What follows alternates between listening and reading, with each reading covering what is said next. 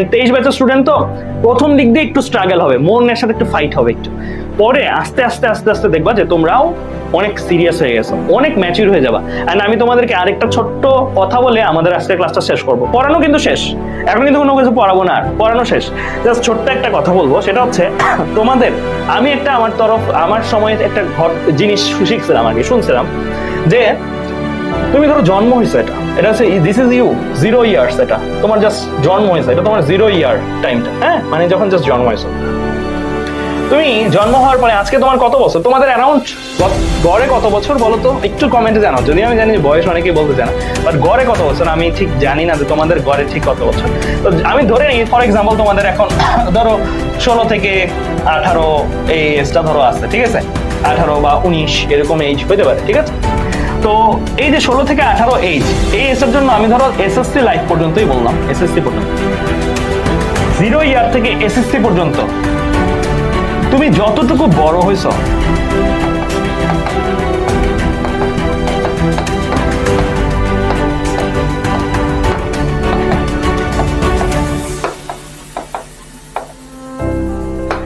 আর এই লাইফটার পরে অর্থাৎ এসএসসি থেকে অ্যাডমিশন টাইম পিরিয়ড অনুসারে এটা ধরো কত, এটা ধরো প্রায় 16 to 17 ইয়ার্স এর একটা জার্নি, হ্যাঁ 16 to 17 18 এরকম হতে পারে। আর টাইম পিরিয়ড অনুসারে এটা কত, এটা ধরো সাপোজ 1.5 to 2 ইয়ার্স এর একটা জার্নি, ঠিক আছে, 2 ইয়ার্স এর একটা জার্নি। এই অংশটাতে সময়কাল হিসাবে এটা অনেক কম, কিন্তু তুমি কয়েক গুণ বেশি বড় হবে। এটা খুবই ডিপ একটা কথা।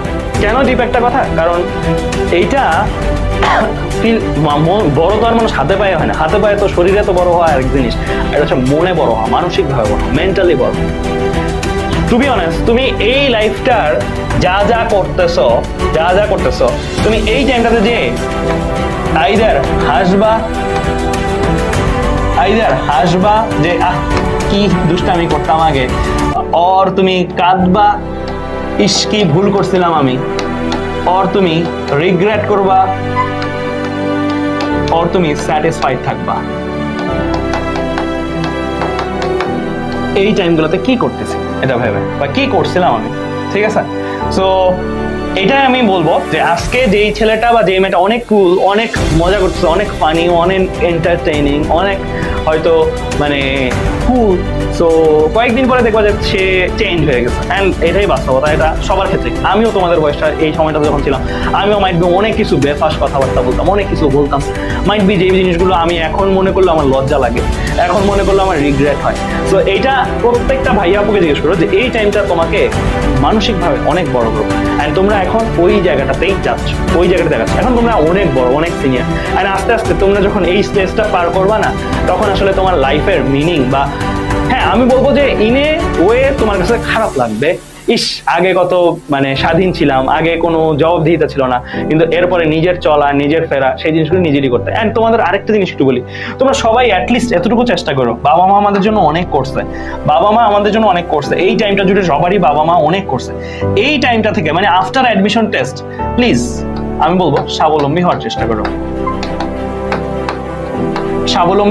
করো, কারণ তোমার পড়াশোনার উদ্দেশ্য এটাই, তুমি ফিনান্সিয়ালি, মেন্টালি স্বাবলম্বীর অর্থ কি? স্বাবলম্বীর অর্থ হচ্ছে তুমি কাউকে বদার করছো, কাউকে ডিপেন্ড করতে হচ্ছে। সো এইটাই রাইট ওয়ে। তুমি যদি এখন ভালো করে পড়ো, তোমার যদি একটা পাবলিক ইউনিভার্সিটি হয়ে যায়, তো তাহলে তুমি এই স্বাবলম্বীটা হইতে পারবো।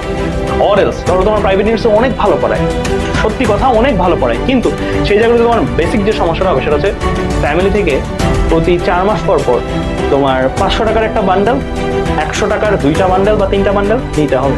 দ্যাট মিনস তোমার অ্যারাউন্ড 70-80 হাজার টাকা একটা ইউনিভার্সিটি ফিস দিতে হবে। এতগুলো টাকা নেওয়ার পরে যদি তুমি একটা ছেলে হও ব্যক্তিত্বপূর্ণ, তুমি যদি একটা মেয়ে হও ব্যক্তিত্বপূর্ণ, তখন তোমার নিজের হাত খরচটা চাইতে ইচ্ছা করবে না, নিজের জন্য বাড়তি কিছু চাইতে ইচ্ছা করবে না, তোমার দিতে তো পারতেছো না বরং নিতে হচ্ছে, তখন নিজেকে লো ফিল হবে। সো আমি চাই না যে কেউ মধ্যবিত্ত ঘরের হলে এইরকম প্রেশারে নিজের বাবা মাকে ফেলো। যদি উচ্চবিত্ত হয় তোমার কথা ভিন্ন, তোমার যদি অনেক বাবা মার টাকা পয়সা তো তোমার কথা ভিন্ন, তোমার ব্যাপারে আমি কথাই বলতেছি না। কিন্তু যদি তোমার কাছে মনে হয় যে না আমার নিজের কিছু করতে হবে, এখন থেকেই আসলে ফাইটটা দিতে হবে। এই টাইমটা থেকে ফাইটটা দিতে হবে, এটা সরাসরি কাজে লাগবে।